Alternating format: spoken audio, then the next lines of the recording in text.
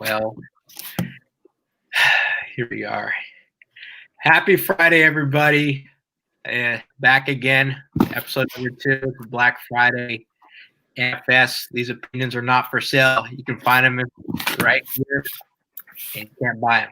So we're going to let everybody hop in for a quick second, give it a moment, but hope everybody's had a good week. Lots going on. So we're going to let it. Man, time. Goodness. All right, y'all. So this is a little bit different than normal. I'm not at home. I'm currently in Washington, D.C. And soon I won't be the only one in Washington, D.C.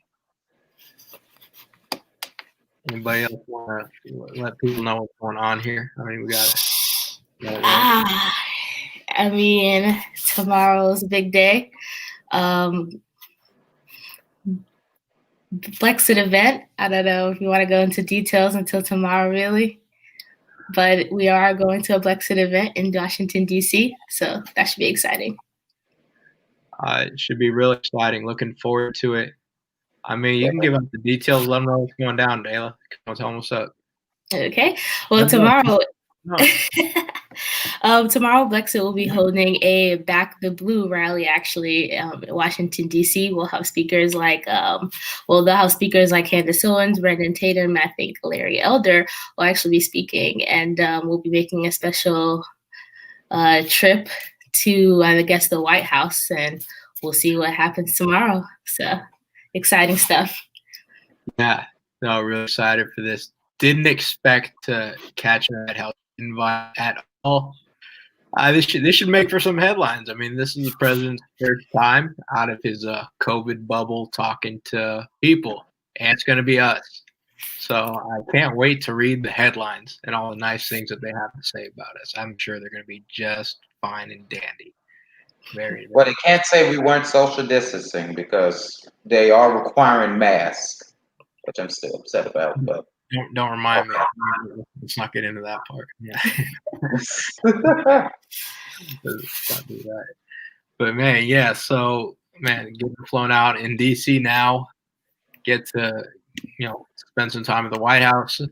Get to see some other fellow American loving back in the blue, freedom loving Americans out here. It should be a really good time.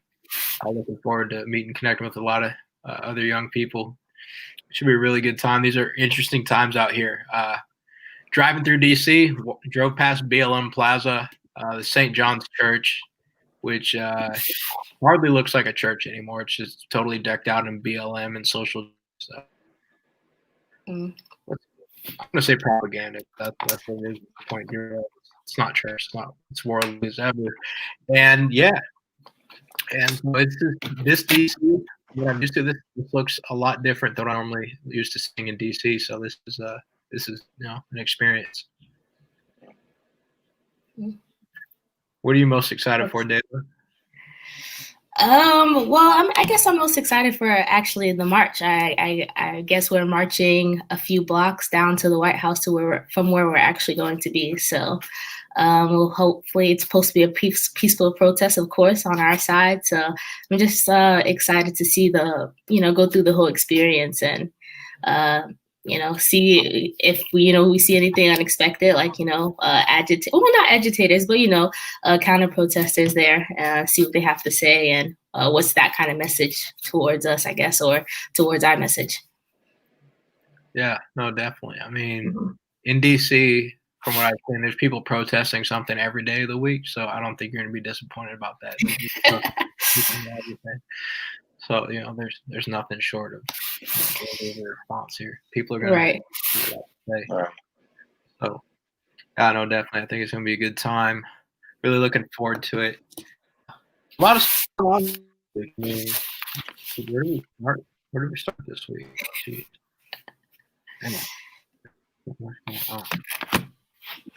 Man, hot topics of the week. I mean, the first things going on, of course, everybody can't deny it. It's the vice presidential debate.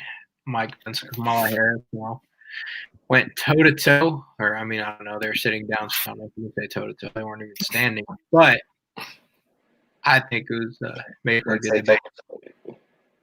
It was it was much different than the first presidential debate. I think it was like a total 180 honestly, and that was very, very different.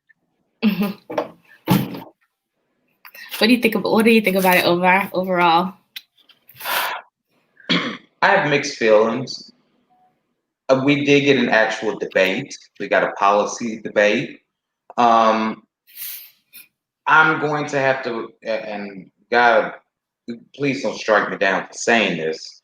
I'm going to have to partially agree with NBC. They did better attacking each other's ticket than defending the ticket. I thought Pence did better at both.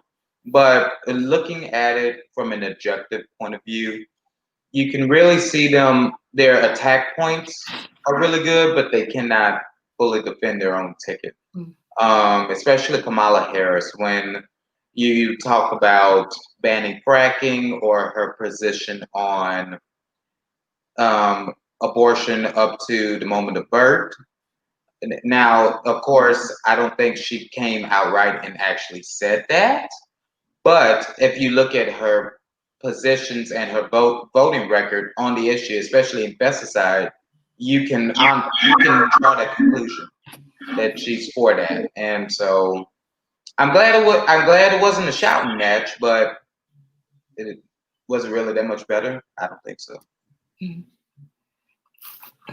I agree. I mean, my overall opinion was that, if you are, I feel like the sides are objective. Like, if you see it from a conservative point of view, then, you're all the way on Pence's side. If you see it from a progressive point of view, then you're all the way on Kamala's side. I feel like all the moderates, once again, in the debates were kind of lost in between, because I feel like it was two different set of facts presented. And if you, whatever side you believe, that's the side you're going to roll with. I feel, exactly. So it was an interesting one, but yeah, I mean, I still don't think that it changed many people's minds. Most people are decided at this point, and a lot just for entertainment value. Maybe it fired up the base, but I'm not sure how many minds it honestly really changed. I do think there was much more thoughtful discussion. I don't think Kamala answered too many questions. They still won't answer the question about stacking the course. They're still not going to answer that. And they even just asked Biden about it. He said, "Well, you're going to have to see after the election." Like, what is that? That's literally like that. That's literally sounds worse than the whole. You got to pass Obamacare to see what's in it. Like that literally sounds worse than that. And that's hard to say. Like, how can you just say after the election? You got to pass it first just to see what's inside. Like, what? Right. This isn't a joke. This is real life. No, this stuff really matters. This is destroying our Constitution, everything that we've fought for. This is historical precedent. At the courts, they won't admit to it or not admit. Like, won't say what they're going to do. Pretty clear about one side, they're not clear about the other side what they're going to do when it comes to the courts. Amy Coney Barrett should be confirmed here before the end of the month. They're going to have some hearings here, but I think it should be smooth sailing. The hearing is next this upcoming week, so we'll see what happens. I don't know. What do you think she did wrong in her life? What do you think she's gonna? Honestly, I don't think there's any way. I don't think we'll see what we've seen with Kavanaugh. Like, personally, I don't feel like, what can they bring up at this point? So, I mean, we can be shocked and see, but I haven't read anything and seen anything that's so shocking or surprising. So I don't think they can do anything to block her from being nominated or the nominated being received. They can't block her, but they are going to try. I think they're going to try to do some of the things they tried with Kavanaugh. I mean, well, my aunt, who was a lifelong Democrat, she died last year, God rest her soul. She said that she supported Kavanaugh on the basis of this. You got a grown man to cry on international television because people were really attacking him and with no basis. That's really something. I think it happens to Amy Coney Barrett, and people are going to sympathize with her. America's going to rally around her, and she'll be confirmed. and it's going to make Joe Biden and Kamala Harris really, really, really upset. That's what I think is going to happen. They can't attack her for the Catholic. Can't attack her for her faith. Goodness gracious, you can't attack the Catholic faith now that you have Joe Biden running, a supposed Catholic. You can't. They're caught now. They can't. They're going to go after her strong religious standing. Well, I thought Joe Biden's supposed to be a very religious and moral person. You can't. They can't attack it now. It kind of takes. Well, ties a she can't. Well, he can't. But let's see Kamala. He might send Kamala Harris in there to try to. Didn't she just say in the debates that they're very like religious people? Didn't they just say that in the debates that they're? If that's claimed to be the truth, then they should be standing for religious freedom and sanctity of it, and they shouldn't be going after that. Right. Who knows? We're to see what happens. In the primaries, somebody was apparently very racist for their history of criminal justice and signing a crime bill, and very, very awful for it. But yet that person ended up picking that guy to run with as the VP on the ticket. So, obviously people just stand up all the time. So nothing's for certain. People can say anything and do something else the next day. So I think it's gonna be interesting. I think she's gonna get confirmed. I don't see any problems with that happening. I don't think there should be issues with it. But, I think it's gonna be smooth. But I think Mike Pence handled himself really well. He kept it calm, cool, collected, did his thing. He's a very yin and yang with him and the president, very, very opposite type of personalities, which I think it's kind of nice. It balances it out, and I think they do a good job. Yep. And I would like to say, just like with the president, how, the hot topic was how he didn't condemn white supremacy. That was the hot topic buzzing around. I guess with this debate, the only hot topic buzzing around was the fly that landed on Pence's hair. So I guess that's a good thing. They couldn't, go against anything that he said. Really, that was the only hot topic I kept seeing buzzing around. So, hey, rather that than...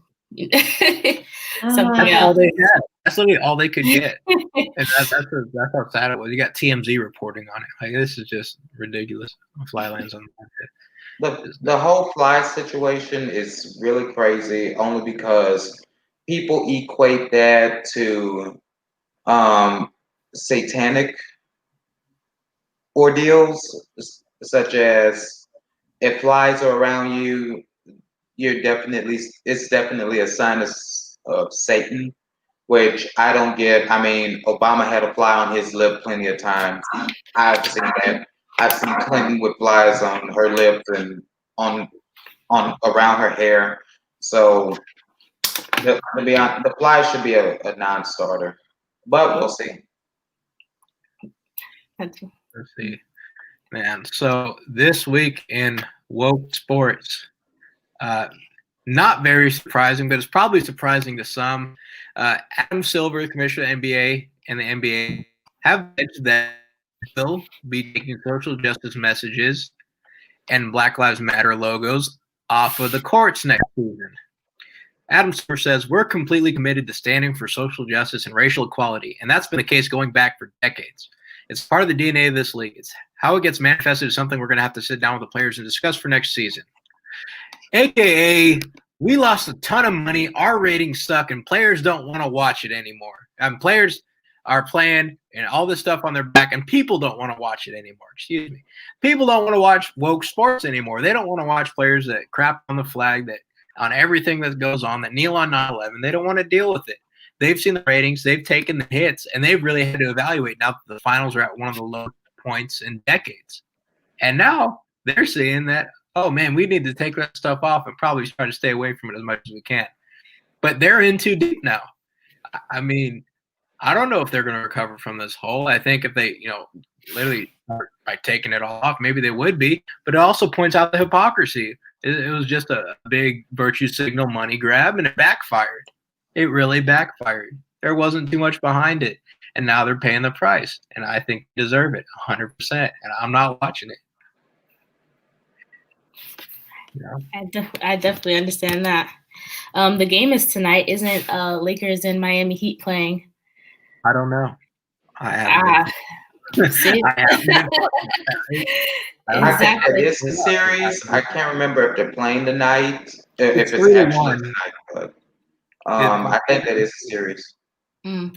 it's LeBron 3-1. James. Looking to close out. Yeah, they're playing right now. It's in the first quarter. How about that? Oh, don't get me started on LeBron James. Okay, from a sports side, I don't. I think he's a good player, but personally, I don't like crybabies. He cries every time he loses. Every time he loses a championship, he wants to cry. I mean, you've been to the big dance how many times? And of course, yeah, you have a losing record, but who? But doggone it, you won 3 of them. How many of those basketball players can say they've even gone to NBA Finals, let alone win one? Come on now, LeBron. Don't get upset.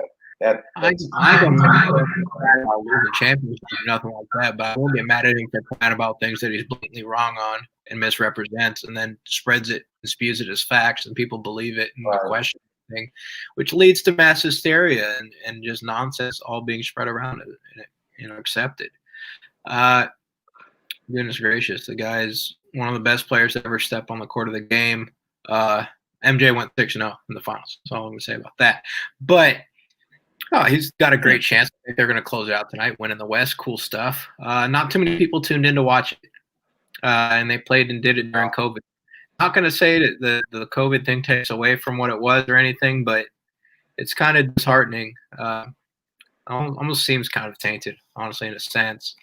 And also, you see, it just seems it's a shame when it comes down to when you have people that are going to criticize injustices everywhere that they claim injustices everywhere. We got to stand up for those everywhere. But when it comes to China and it affects your pocketbook, they get real quiet, really quick.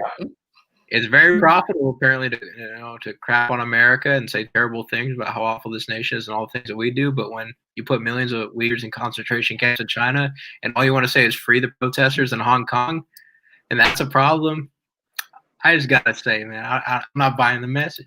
I'm not buying the message at all. Yeah. I definitely agree with that. And not to go off topic, I mean, it's kind of on topic. But, I just wonder, with the debates and everything, as Americans, should we be worried, with Kamala Harris kind of agreeing that, we are friends and that we should treat China as a friend, kind of the way she answered the question is like, China is kind of like a big brother, and should we be worried that our friend or big brother is a communist nation? Just, what brings up questions, and are we bending the knee like, LeBron James and other athletes or so, bending the knee in Hollywood with like Mulan pictures? Should we, it goes back to the question, should we be worried about this relationship or, this wanting need to be so friendly with a communist nation? That's your big brother. Yeah, they're definitely our big brother. 1984 big brother. That's about it. That's the big brother. It ain't no like we're watching. No. These people are straight spying, from the Confucius Institute to sending students over that aren't really students to go spy on actual foreign exchange students, other foreign students attending colleges, ripping off intellectual property, stealing ideas in labs, and everything else. They're not our friends by any means. To be buddy with China is just total nonsense. To act like anything else is total nonsense. I really have a problem with saying big brother.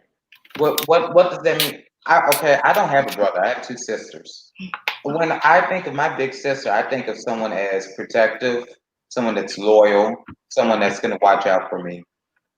Is China doing that for us? No. China, like you said, Christian, they're spying on us. They don't have our best interests at heart. I'm not going to go as far as saying they hate us, because not everybody in China hates America, but a lot of the leaders do. I bet you the president does.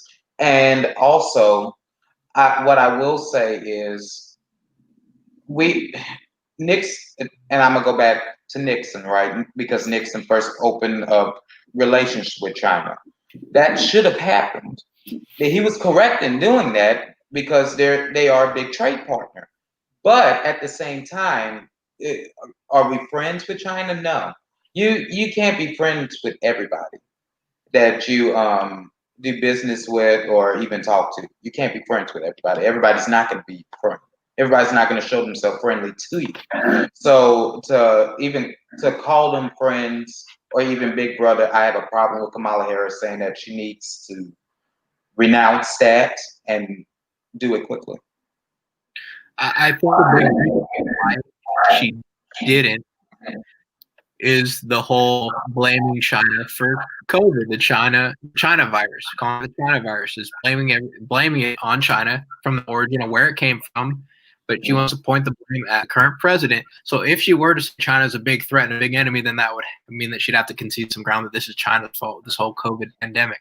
But they're trying to paint the pandemic the whole time on the president. And Right.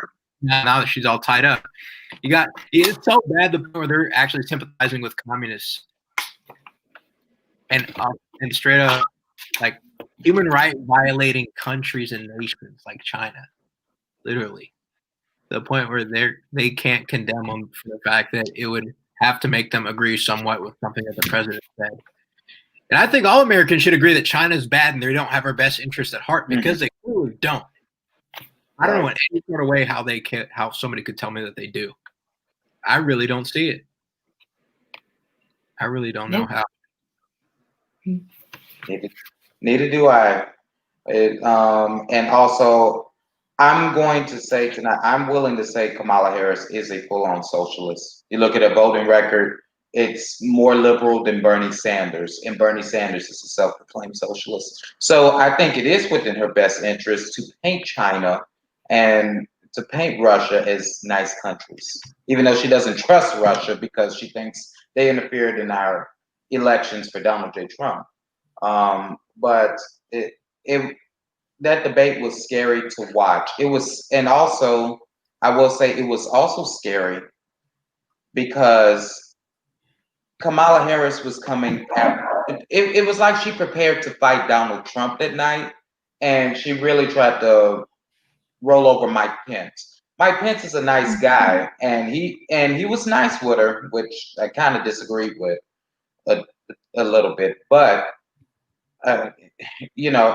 she really scares me as a vice presidential candidate. She scared me as a presidential candidate. Thank God she didn't win the nomination, but with her being VP nominee and with her in China, that's very scary. Well, they're not our friends. And anybody that thinks so is thrown out, lying to themselves, or just delusional. And that's all I gotta say about that. So now moving into pop culture, everything moving on. What do we got going on this week, Dale? Well, I want to show you guys. Personally, I don't watch Saturday Night Live. I don't know. I mean, I catch clips here and there, but the one thing that I came across while scrolling the Shade Room was this clip that I want you guys to see. If you can share your screen there. Let's do it. It's like 5. It was a long performance. We had about 10 seconds there, but. To the soles of your feet. Daniel Cameron is no different than the sellout Negroes that sold our people into slavery by statute. We need to protect our there. So she pointed this out. It was like this was her highlight, her political statement of her performance there on Saturday Night Live. I guess her personally, I mean, it wasn't her voice on the track, but personally, I guess she used it. So bashing Daniel Cameron, Attorney General who handled the Breonna Taylor case. So how do you guys feel about that? Just seeing that, I don't know if that was the first time you've seen it, but first reactions. Who approved that and let that happen? That's my first question. I already know these people are ignorant as ever. But who approved that and said, yeah, that's a great idea. Let's let them do it. Let's go ahead and let that go on television. And I'll tell you what, here's the thing is they let that slur go. They let him call him a house Negro and all this and that, no different than that. Comparing him to a slave trader. And they let that go. What happens if you say any other ethnicity for anybody else in any sort of sense? And just because a black person had it behind their screen, it's okay. Just because black and it's okay, and they just get a pass. How many passes are we going to give out for this stuff? How many? Right. Omar, any first opinions? So many things come to mind when I saw that. For one, I think people are ignorant and people are going to say what they say. In regards to this is the thing. This is why Black America can't really get ahead, because we're dogging each other out. Why are they dogging out Daniel Cameron? For what? He ran a fair investigation into Breonna Taylor's case. It was fair. Other people say it was fair. Why can't you see it's fair? Because nobody was indicted. And the name calling, we need to stop that crap. Honestly, I don't call people names anymore because it's beneath me. It just shows how really much of a fool you really are. And I think she looked like a fool. She obviously dressed like a fool. So that's the nicest thing I can say about it while we're on here. I understand. Well, my person. Yeah, they said they wanted justice for Breonna Taylor. Everybody said justice for Breonna Taylor, but that's a lie. They didn't want justice for Breonna Taylor. They just wanted cops to go to jail. That's not inherently justice. They just wanted people to go to jail for her death. That's not justice. That's not the system. And so when they say justice, they're extremely misled and they know it's not right. They're just angry and they're a mob and they just wanted cops to go to jail. And that's just total nonsense. Exactly. And that's the whole justice thing. They didn't want justice in the first place. Man. Well, my first opinion on that video was actually that when I first saw it, I was like, wow, that was disgusting. And ironically, that's exactly what A.G. Cameron has said. When he was interviewed on Fox News, he was like, he agrees that we should protect Black women, because that was how she kind of started with a Malcolm X speech where he was talking about, how he felt like Black men should protect Black women. And A.G. Cameron said, he agreed with that. But, her continuing and going on with personally attacking him, he thought it was disgusting, and outrightly so did I, because I feel like, quite frankly, if we're going to call out, I guess, like A.G. Cameron for doing his job, or, I feel like we should call out the T.I.s of the world, the Meek Mills, the people that she signed to, the Carters, right? Like people like that who, don't, are unwilling to work with this administration, because policy does matter. So people who are unwilling to work with this administration or just like actually work with politicians to actually make real change. So I feel like, like her calling him out, that was really, dishonest in my opinion, if anything. Right. They're entertainers and they get a pass. They'll get a pass. Always. Yeah. Yeah. If you think somebody is doing something wrong, or if you think someone in office is doing that, why don't you call them? Why don't you have a conversation with them and actually talk about what you think is going wrong, especially if you are a constituent in that state. So to try to quote unquote call them out and not make an actual formal complaint and try to see where his mind was with this investigation, you're doing everyone a disservice. You're doing yourself a disservice. You're doing the people that stated disservice. You're doing America a disservice when you don't try to work with leaders or even try to talk to them in a civil level. Oh, you saw criminal justice reform is passed, and the president wants to meet with them. They want to talk about what can we do? How can we make this better? How do we ensure these things don't happen? And Jay-Z gets in Meek Mill's ear and says, "No, don't you do it." And he doesn't meet with them. But the system's against them, right? The system won't change. The system ain't never going to change because the system's against them. But you won't meet with a man that actually has a big foot in the door and can actually do something to help you out. But it's the system against you, right? But that's the whole problem. When you have the opportunities and everything's right in front of you, you have the influence to go ahead and do that, and you don't do it. Don't come at me sideways. You know exactly. You don't want change. You've been lying about it from the very start. You should be ashamed of yourself. LeBron James has had, I believe, allegedly 9 opportunities to meet with the president to talk about issues that he has. Turned down every single one. Why? Because he'll get canceled in the black community if he does so. We'd be stupid to think he wouldn't be. But he's LeBron James. You can't cancel the man forever. And if you try to, the man's a champion. He's going to win. He's going to do his thing and be whatever. But he won't do it. He's too worried about a social status. That goes above the issues that he claims to care about. It's social status. It always is. Mm-hmm. The money and the social status. That goes before anything else. These entertainers that try to play off like anything else really matters is full of it. It makes me sick because all these issues and these things unravel. Even if I disagree with what they're saying, with this or that, and if they go ahead and try to make that change, then that's something on them. Go ahead and go make get your voice heard and actually try to do something about it. Push legislative action. That's how you really make a difference. But they won't do it. They'll just go on Twitter and they'll just do some press conferences and talk crap and then make millions of dollars. And that's all those.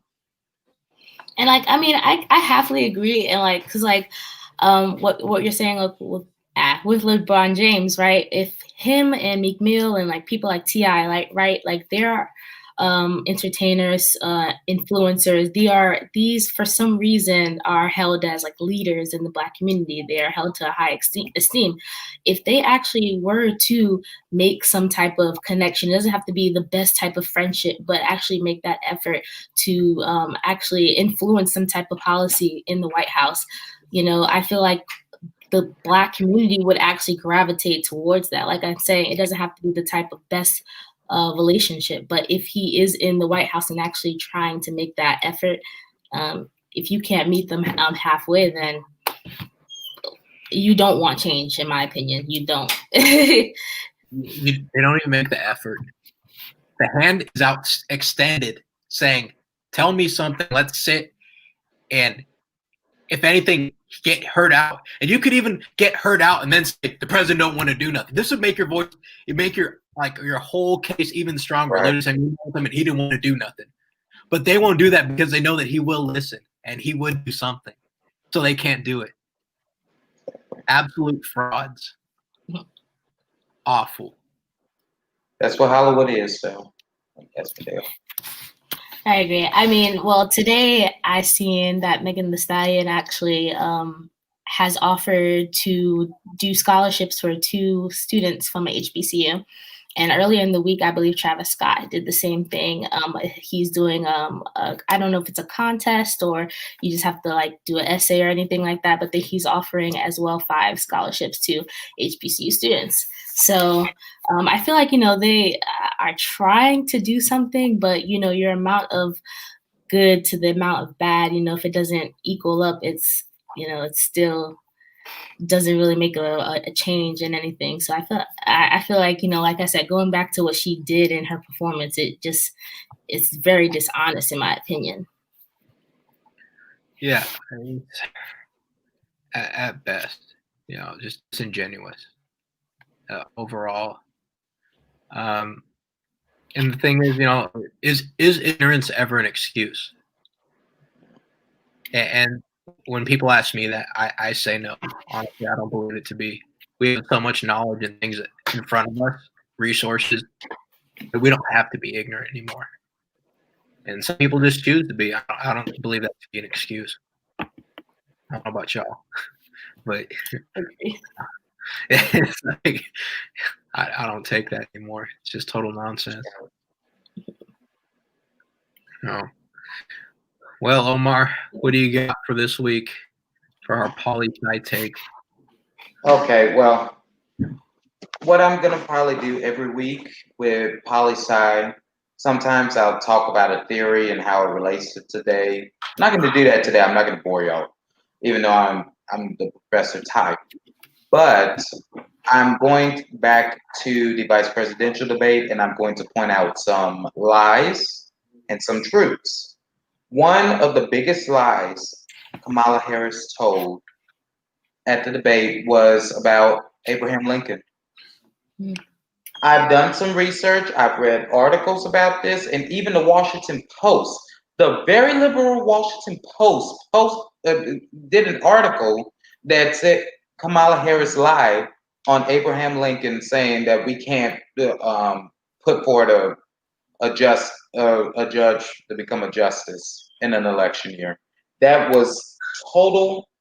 It was totally incorrect. It was totally false. But people are still eating it up, and I've seen people on my timeline today. Oh well, she quoted Honest Abe. Yeah, lying Kamala. She flat out lied. She flat out lied when she talked about banning fracking, because we have clips of her doing a town hall debate. Oh no, not a town hall debate. Those are two different things. A town hall event, and she said, "Yeah, we're going to ban fracking.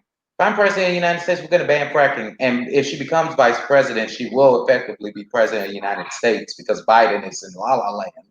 So who's really going to run the country? It's going to be like when Bill Clinton was president of the United States. Who actually ran the country? Hillary, which is why people didn't want another 4 to 8 years of Hillary. So officially, Biden said he would limit fracking, which creates hundreds of thousands of jobs in Pennsylvania and Ohio. How can you win those states? And from a political consultant standpoint, whoever is doing their whoever is running Biden's campaign, how in the world you go into those states trying to win them, saying we're going to kill your jobs? So those were two big lies. I'll say the abortion thing, her denying that she wants to that she doesn't want to ban abortions that go up to the moment of live birth. That was really big. What do y'all's take on those big and very on those big lies? What do y'all's take, Kayla? I mean, to your point about, like, her consulting, I mean, I think that's the very reason why she, denied that point, to fracking on that stage, I think Pence called her out several times and said, that's not what she said. That's not what she said. We have the records. And she buckled down and denied it. So I think that goes, to her consulting. Maybe it's really good because she definitely, denied something that she actually said. So that's how they plan to win those states, I assume. Just deny, maybe even lie. Christian, what do you think of these lies? I think they're just hoping people are dumb enough and didn't watch back a few months before and didn't catch it by chance. But thanks for the good old media and people like us around that actually have video clips of them admitting it and saying it plenty of times beforehand about what they're going to do and kill their economies and take hundreds of thousands of people out of jobs and ruin their cities. We didn't forget. They were hoping we did, but we didn't. It's huge. Absolutely. I think. We're not going to ban fracking. You literally said so. You were going to go ban fracking, and then to the abortion, first Democratic primary, every single candidate refused to say that they would stop an abortion up until 9 months of birth. To the point where the baby came out, they said that they wouldn't stop that abortion. They said no, they wouldn't put a limit on it. They wouldn't cap a limit on it. Kamala was one of them. None of them would put a cap on it. They all said we'd give health care to all legal immigrants, abortions for trans people. Apparently, that was Julian Castro's big thing. And yeah, limited abortions on demand, up until birth. Not to mention that the Abortion Born Alive Survivors Act didn't pass around that time in the Senate from notable people like Elizabeth Warren and Kamala Harris. And they would provide care to a baby that survived a botched abortion lying on the table. Despicable, absolutely despicable, and they claim to have that religious moral high ground. I fail to see it. And if you're going to stand for the minority and the lowest of the low, an infant, a little baby that can't survive on its own, is somebody that you should probably stand up for. Stand up for the little person. It's just absolutely disgusting, and it totally lied on it. She wouldn't say it because it is a radical position still in 2020 America. A majority of Americans, if you wouldn't believe it, a majority of Americans don't believe that you should abort a baby at 9 months. And they know that it's unpopular. Craziness. It is crazy. Another crazy point I wanted to bring. Apparently, the Commission on Presidential Debates has officially said, okay, on the 15th, because you have COVID, Mr. President, we're going to do a virtual debate. President's not for that. He wants to be there with the people, looking into people's eyes, talking to them, and answering their questions, as the president should be doing. I think that's very presidential. But now that he's backed out, apparently Biden is going to do an in-person event, an in-person town hall with ABC, which I think the commission should not be allowing him to do. They should have just canceled that entire week and went on and just had 2 debates. I did say before that there shouldn't be any more debates because they're going to be unfair to the president. But what is y'all's take on that? Is ABC being fair? Is Biden being fair, even though he said he wanted a virtual debate, but now he's agreed to do an in-person town hall event because the president's not going to be there? What's your take? Moral, they don't want him in. That's a moral of anything. Take it however it is. Not saying anything else. But literally, they don't want them in the same building together, and they're doing everything they can to make sure that happens. That they're separate, whatever goes on. I mean, I am a little disappointed that, if a virtual debate was presented, that the president decided to back out, even though, we aren't expecting a virtual debate. And, we kind of experienced the DNC's virtual extravaganza thing that they had going on. So, virtual events like that, I don't know if it, would have been great, but at least it is a debate. And I feel like, like going back to what I said earlier about moderates still being confused if they even choose to vote, which I hope they do, where everyone's pushing this, go out and vote thing. So, I mean, I feel like it does a disservice to the moderates, to potential Trump voters, or to potential Biden voters. It does them a disservice. So I really hope that if Joe Biden does do a town hall type of event, that I hope that Trump does one as well the next day or the same day, something at least. Yeah. Charlie just said here it got canceled. Yes, it did get canceled. And if I'm the president, I wouldn't do a virtual one. I'd say you either cancel it or you postpone it to a different date. I can't blame him for that. It doesn't work in his favor whatsoever. And those weren't the agreed to terms. They just switched it up. I mean, they can use COVID as a mask, just like everything else does. Here's COVID. Now you get to wear a mask, and you can only have 50%. Oh, now we just get to shut your business down whenever we want because of COVID. No, it's just literally it's a front, and they always use it front. Now, people haven't seen it. You got it. It's literally just it's a front, and it's a shame that they're doing it. But I hope the people see what's going on. Exactly. Yeah, for sure. When the president, announced that he had COVID, I immediately assumed that the debate would either be virtual or, end up getting canceled, because I looked at the dates and it wasn't at least, 2 weeks. So I know you have to quarantine 15 days or whatsoever. So if the timelines didn't switch add up, but I wish that, like Christian said, they would have at least postponed it. That would have been nice. Right. It should have been postponed. It should not have been canceled. The American people deserve to have a policy debate.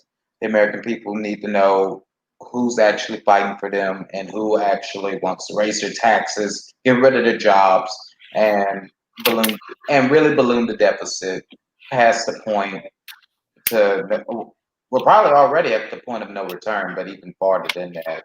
But I did have one more question for you both. Okay, so Kamala Harris kept on saying she was interrupted, and she even interrupted the vice president and said, "Okay, I'm speaking," and people kept on saying that the vice president had more time only because he went over the debate moderator. But apparently, if you look at the time at both speaking times, he only was 3 seconds longer. What do y'all think about that? And how do you think that affects things going forward? Well, Personally, I thought, just watching it live, I thought that Kamala Harris had more time than Pence did, especially in the opening segment. I felt like, she went on for, a long time, and she went on uninterrupted. And the vice president, went on, and I felt, and the moderator interrupted him. So I don't know that I personally felt that she got more time, but I felt like they both got their points across. So if the times matched up, like 3 seconds is really not that big of a deal. So if the times did match up, it seemed like they both got their points across. So Christian, you got anything with that? I mean, sure, it seems like she's talking for a long time. I mean, same thing. Hot air takes a lot of space up. So, I mean, what else do you expect? Hey, I can't argue with that. That's very true. You can hear people talk for 2 minutes and not say anything. You still don't know what they're talking about. They can talk for 2 whole minutes and not even know what they're talking about. Yeah, that's what I felt like I was listening to for a lot of the time. Is, I mean, being biased, of course, heck yeah, biased. I know what I want. I support. I'm hearing what's coming out of her mouth. It doesn't sound like anything relevant or pertinent about anything. She won't give up her policy positions, whether it's abortion or the Green New Deal, fracking. I mean, like, oh, goodness gracious, that on the Biden camp website says they're supporting the Green New Deal. Biden says, no, we're doing the Biden deal. We're doing this deal. I'm the face of the Democrat. They can't even, they're all crossed up on everything. Goodness gracious, and so they're all going to talk about what, and we're supposed to just say, okay, yeah, you said this, he said this, and now I got to cross-check to see who's telling what's really the party platform. Yeah, I mean, 2 whole minutes, and Mike Pence goes a little longer. I have no doubt that, he probably went within the allotted time or did whatever, but I guarantee they were ready to chip him off every second that he was off. They're ready to go on him, and that's fine. It's in the name of the game. It's a 2v1 out there. It's not 1 versus 1. So plan accordingly every time. Yeah. Yeah. Here we got a question from Paolo. What are your thoughts on Derek Chauvin being left free on bond? He posted a $1 million bond 2 days ago. I didn't see that. Chauvin is the top that's being charged with second-degree murder for the death of George Floyd in Minneapolis currently. He posted bond, and the other officers, I believe, posted bond as well. And bail posted bail, and they're out. I'm not the biggest fan with bail, to be honest with you. It's one of those things. It's either lock them up or you don't. And if this guy's being charged with second, third degree murder, I don't think there should have been a bail at all. Honestly, just keep him in there. If that's the case, honestly, at this point, that's really what it's going to be, because then it just turns into who can pay more, who can't. And that doesn't sound great, honestly, to me. I mean, I've gone back and forth on the whole bail issue myself. But, yeah, I mean, it's just, I don't know. I don't think it's great. But I just know everybody's going to blow it out of proportion and just, these men are walking free, and he did, and he's dead, and they're going to. And this is, it's going to be a whole media narrative no matter what. Yeah. I mean, I just want to say, justice, right, is always, I feel like, when the person, if they're convicted, and then if they're charged and they go to jail, right? And a lot of what media cover, the media space that I've been seeing is that people, they're saying that, they're scared for his safety and things like that. And 7 hours ago, it was just in that a judge changed the conditions of his bond, allowing him to leave Minnesota because, there are, I guess, public threats of on his life. So I just think that, I guess, that's the media narrative around it. And I feel like it would do it injustice to the whole situation if something did happen to him and he wasn't allowed to, go through the trial and everything. So I hope that, people just, keep a sane mind and keep their emotions out of it and let, the court system handle it. If, he is in the wrong, he will be charged. 100%. I agree in I trust that, if he's guilty, he would be charged, especially with all the media coverage around this case. So, yeah, well, Well, my take on it, y'all, justice should be blind and it should be swift. Justice is really never swift in our court system, and that's due to other things. I'm not going to get into that, but justice should be blind.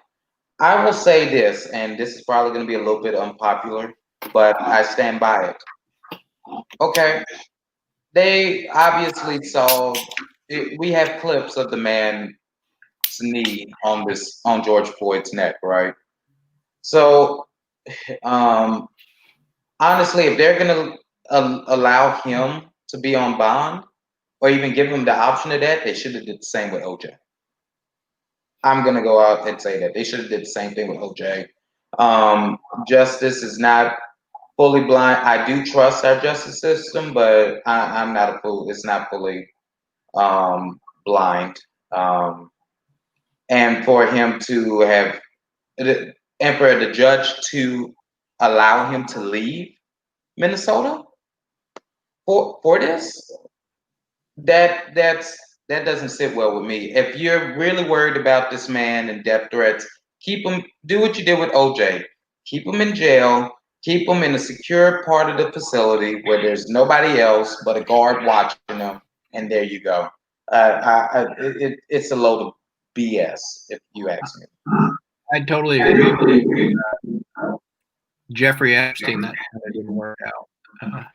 Early, that kind of ended badly up in the stuff when he was by himself. Oh, Epstein didn't kill himself. Somebody did. Not. Yeah, it's just I don't even know what to weigh in. I want to see it play out and everything, but yeah, no, definitely there needs to be they got to be set precedent here. They got to do things right. And honestly, whether he's innocent or guilty, it doesn't matter. The court of public opinion has already condemned him. Right. It really doesn't matter if he's innocent or guilty. They burned down Minneapolis. More innocent people died. All of this already happened. At what cost? For justice, right? Justice. Remember that? Justice. That's what they all want. They want justice. They don't want justice. No. They just want their guilty.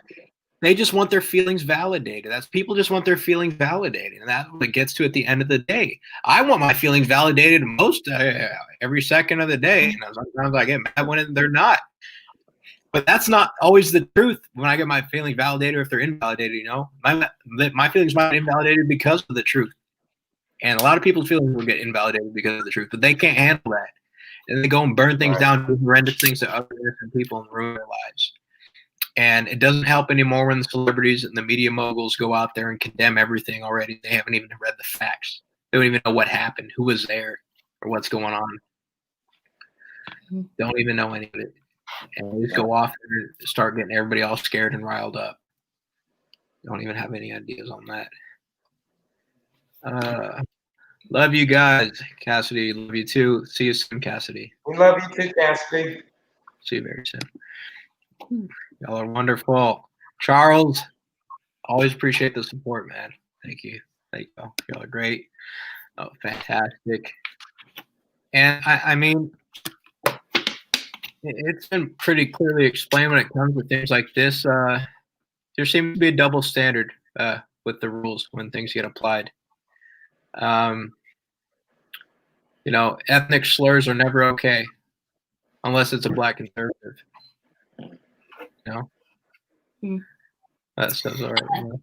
It's not okay to go cheat on your wife and go OD on meth, unless you're Andrew Gillum. Yeah, you're just gonna come. You're right about that. Fine. There's a legitimate past and there is privilege out there, but it's not what everybody thinks. It's as far as black, white, this or that, man. There's wealth and status, and that carries a lot of weight out here. And people wouldn't believe the things that people get off and get away with, man. And there's different rules, and you got targets on your backs, man, when you don't think the right way that they want you to.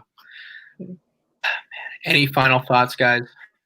Well, I like the question, definitely. I guess I think I know that tomorrow we'll definitely hear a lot. We'll have that discussion a lot tomorrow about George Floyd and Breonna Taylor and Ahmaud Arbery. So we'll see tomorrow. Just like continue that kind of conversation, I guess. Yeah, definitely. I know this is Black Friday, but there's definitely going to be a Saturday special tomorrow, y'all, so y'all better stay tuned for that. Really excited to bring that to y'all. Omar, what you got for us? Really excited for tomorrow. It's gonna be a long evening, long day, especially tomorrow night. And y'all two know what I'm talking about. But also, I also wanted to touch on what you said about ethnic slurs with Black conservatives. I'm no longer offended by when people call me Uncle Tom.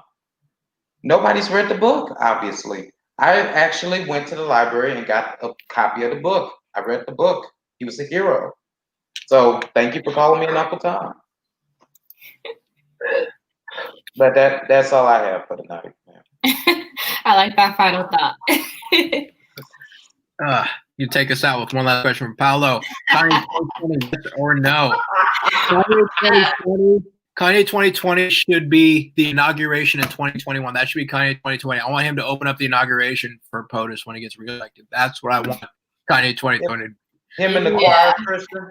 Him in the choir? Absolutely. The Sunday service choir better be there, of course. Absolutely. That's a fact. If you haven't checked those albums yet with Kanye's albums with the Sunday service choir, my goodness, check it out. Gospel music is flowing. And that's what we got for y'all tonight. Big day ahead of us tomorrow. Y'all stay tuned. Thanks for tuning in and supporting. If you guys want to support some more, we have sponsorship slots available. If you want to sponsor an episode, just go ahead and shoot us a message. We'll be happy to let you know how you can do that. Again, thank you all and have a good night.